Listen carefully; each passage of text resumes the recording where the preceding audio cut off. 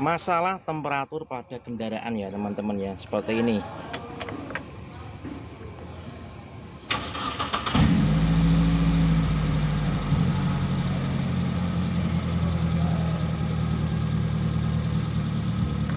Terlihat ya, mobilnya itu dalam keadaan normal, RPM juga stabil normal, kemudian mesin juga nggak pincang, kemudian temperatur saat jalan juga normal nih teman-teman ya. Tapi yang perlu Anda ketahui ya, bahwa mobil ketika normal seperti ini itu tidak hanya harus Anda ganti oli. Nah, ketika ganti oli saja itu pun dari pihak bengkel harus yang namanya melakukan general check up, atau namanya kita sebut dengan istilah service plus. Apa itu ya service plus? Service plus itu pemeriksaan dari semua kendaraan, dari air radiator, filter udara, kemudian dari air aki. Nanti akan kita dapatkan beberapa masukan atau mungkin ditemukan sesuatu yang abnormal. Salah satunya nanti di mobil ini ya teman-teman ya, tentang temperatur.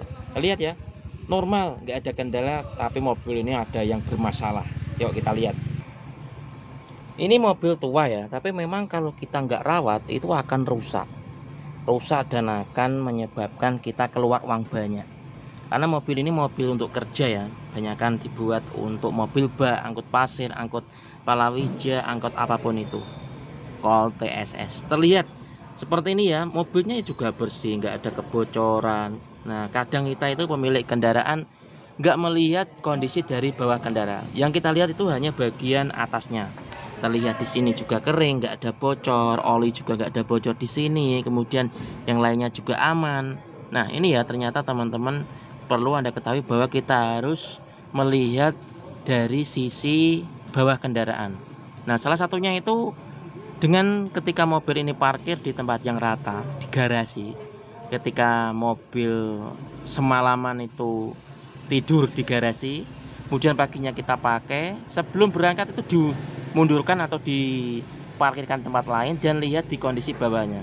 Apakah ada rembesan, tetesan ya, air, oli, mungkin bensin atau solar apapun yang lainnya jika mobil bensin. Nah, ternyata ini yuk kita gelongsor nih teman-teman ya.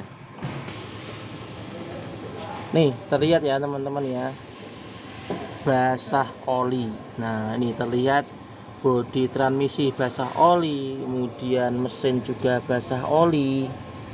Nah, ini terlihat parah lagi nih. Nah, terlihat ya sini ya.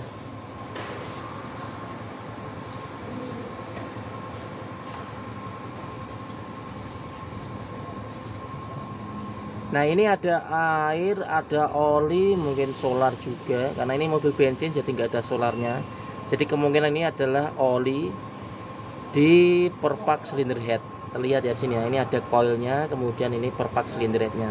Jadi teman-teman di sini harus waspada. Jika sudah seperti ini itu harus segera Anda perbaiki. Jangan tunggu sampai olinya habis, kemudian mesinnya koklok, akhirnya Anda keluar uang banyak. Nah, ini kondisinya teman-teman. Lihat ya. Nah, ini kondisinya busi.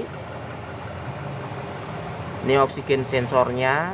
Nah, ini kondisi dari perpak silinder headnya. Jadi harus diperbaiki. Itulah ya teman-teman yang harus waspada, harus tahu bahwa kita itu sesekali gelongsori mobil kita, melihat kondisi bawah mobil.